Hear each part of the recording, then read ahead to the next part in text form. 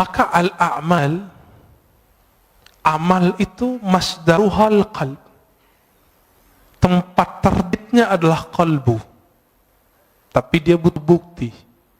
Maka di Quran disebut i'malu fasarallahu a'makum. Beramallah kamu, maka Allah akan memperhatikan amalmu. Nah, pertanyaannya, merasa diperhatikan Allah nggak tadi sholatnya?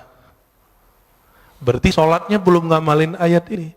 Coba mulai hari ini beramal itu karena ayat itu. Beramallah kamu, Allah akan pandang amalmu. Tapi apa yang Allah pandang? Maka ditaksis dengan hadis Nabi Sallallahu Alaihi Wasallam, hadis Imam Muslim tadi dan Imam Bukhari juga ada yang semakna, bahwa Allah memandang ke qalbumu. Jadi yang dipandang itu bukan rukuknya, tapi ini yang disebut ahwal dalam ruku. Mesti ruku.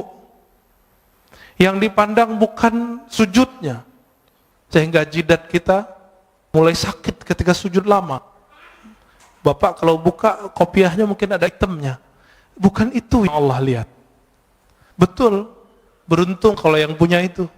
Nanti malaikat maut pun mikir-mikir mau cabut, wah ini ahli tahajud ini kayaknya ya. Tapi bukan itu yang kita kejar. Kalau bisa sembunyiin itu. Kenapa?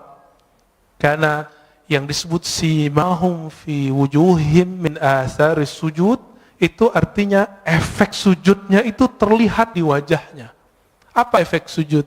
Ketika orang sujud, dia lebih merendahkan wajahnya, otaknya yang doktor, otaknya insinyur, otaknya yang sarjana, otaknya yang hafiz, otaknya yang pinter itu, dia taruh di mana?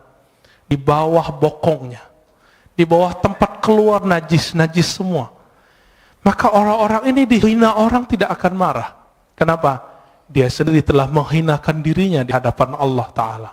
Bukankah kita, Bapak soft nomor 2, bukankah dibelakangi oleh orang yang soft depan? Itu kita sudah biasa menghina diri. Tapi kenapa kemudian jika disinggung orang sedikit ngamuk? Ini yang tidak wajar di kolbu. Berarti belum salah. Kolbunya belum saleh. Dalam kalimat ini dikatakan, jadi keadaan fisik itu selalu menerjemahkan keadaan kolbu. Jika kolbunya sedang tawadu, dia pasti ruku. Jika kolbunya sedang bersah diri, pasti dia mengatakan la haula wala quwata illa billah. Jika kolbunya sedang menta'zim Allah, pasti dia mengagumi dan mengatakan subhanallah. Subhanallah itu bukan maha suci, itu terjemahan biasa. Subhanallah artinya maha hebat engkau ya Allah. Bapak saudara Allah, ikhwan akhwat fillah. Oleh karena itu Nabi SAW 13 tahun itu tidak diwajibkan sholat. Coba lihat. Berapa lama Rasulullah berdakwah? 13 tambah 11. 13 tahun gak wajib sholat kecuali sekali semalam. Surat Al-Muzammil. Qumil laila, bangunlah malam hari, itu aja. Meskipun 3 tahun sebelum hijrah, beliau telah dapat kewajiban 5 rakaat, beliau belum wajib sholat. Kenapa? Karena Nabi yashtagil bi amril qalb. Nabi sibuk dengan perkara kalbu. Coba lihat ayat pertama turun, Iqra, bacalah. Surat Muzammil, wazkurisma rabbik, sebutlah nama Rabbmu. Menyebut nama Allah, membaca nama Allah, itu dengan kalbu baru terasa. Ya, baru pakai lisan. Makanya beberapa ulama kita zikir ya Allah, ya Allah, Allah, Allah, Allah, itu ngamalin surat Al-Muzammil itu.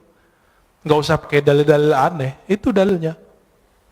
Ini kan susah debat, ya, nyari-nyari dalil. Karena ada ustadz yang mengatakan bid'ah zikir Allah, Allah. Kenapa? Zikir harus dengan kalimat yang jumlahnya kamilah, jumlah mufidah, kalimat yang lengkap. Memang kalimat Allah kurang lengkap. Bukankah ada ayat kulillah, katakanlah Allah, ada kok.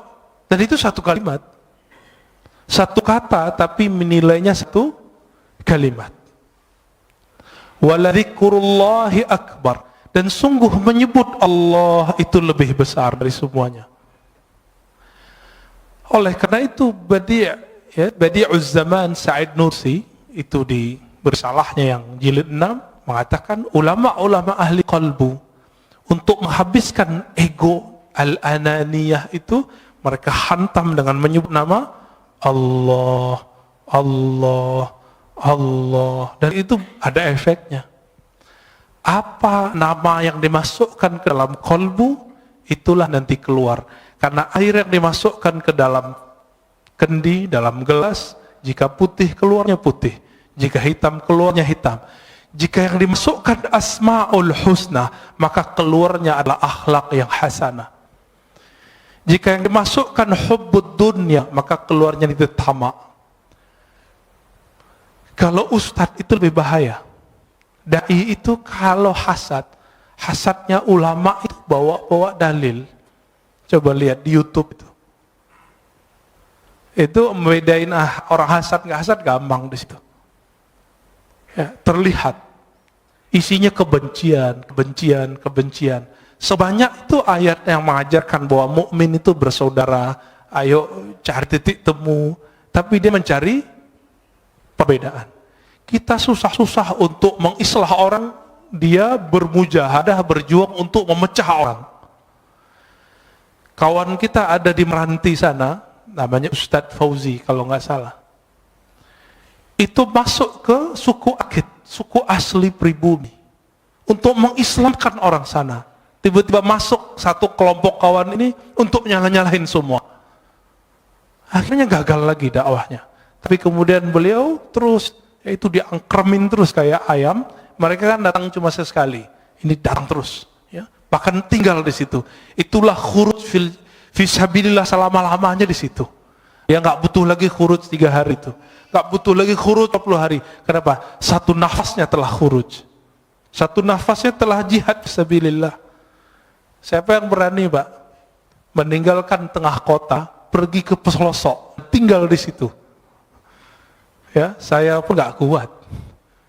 Ya, semoga Allah jaga dai-dai kita di pelosok, di perbatasan. Amin ya rabbal alamin.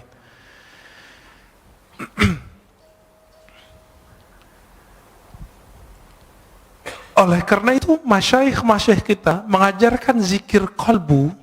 Ketika latihan, maka kurangi dulu zikir-zikir fisik.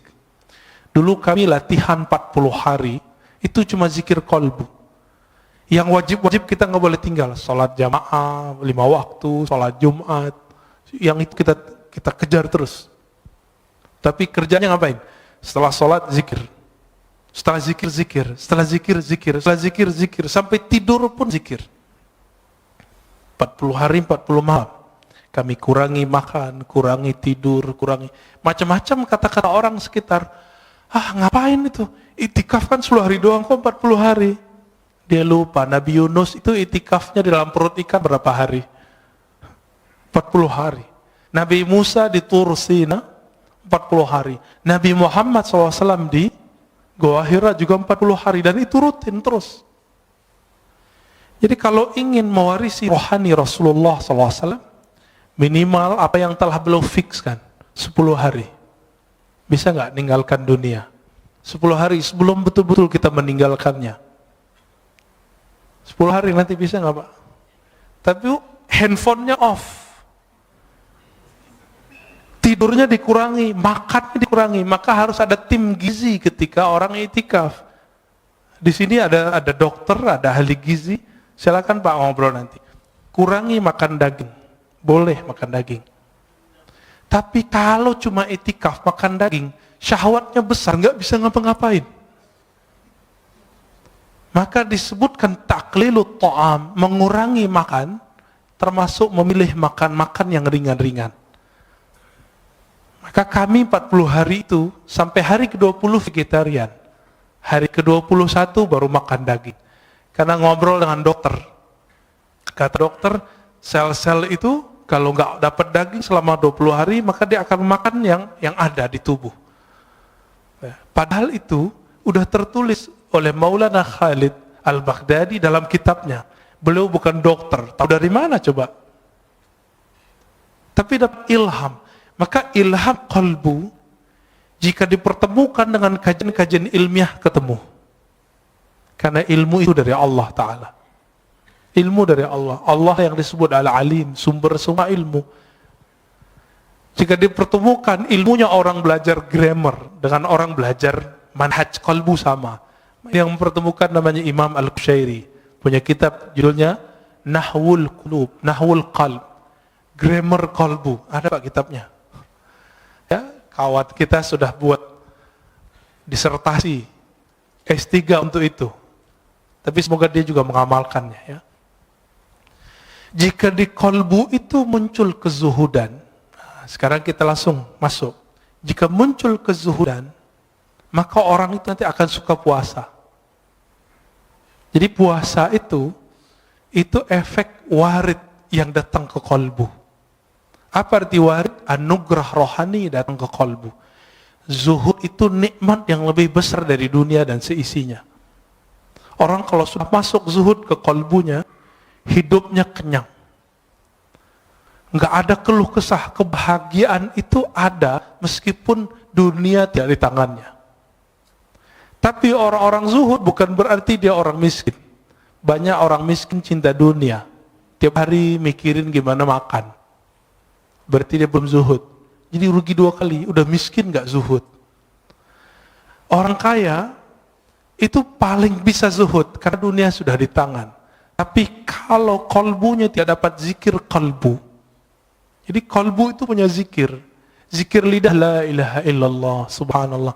Zikir kalbu Allah, hu, hay, qayyum. Asma'ul husna itu zikir kalbu. Dan ini harus diambil dari ahlinya. Sebagaimana kalau kalbu kita sakit, kalau badan kita sakit, kita datang ke dokter. Dan masalah kita semua apa? Masalah kita cuma satu, kita nggak adil dengan kalbu. Giliran sakit badan, ya repot kemana-mana. Ini virus corona aja udah rame kemana-mana ya. Tapi kalau ada virus kalbu, nggak rame. Udah berapa tahun nggak khusyuk. Udah berapa tahun tidak menikmati baca Quran. Kok nggak datang-datang ke ahli kalbu? Waras nggak sih? Itu. Adil nggak? Ini yang disebut innallaha yuhibbul muqsitin. Maka Allah sebut orang-orang yang berilmu yang adil itu qa'iman bil qist. Orang-orang yang berilmu itu dia betul-betul adil terhadap dirinya. Kita nggak adil.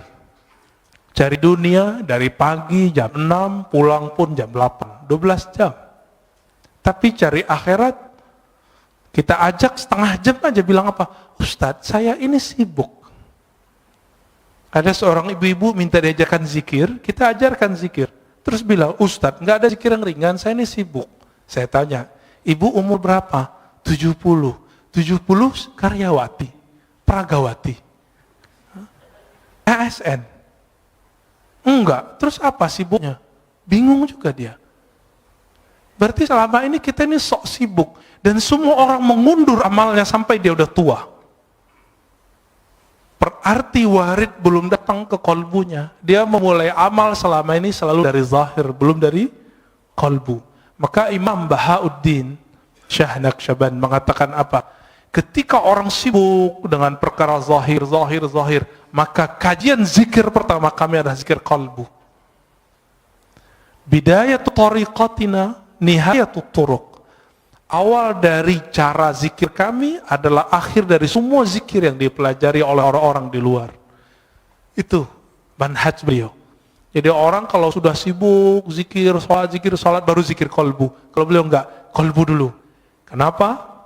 Ala wahyal qalb. Inilah zikirnya ulama-ulama ahli kalbu.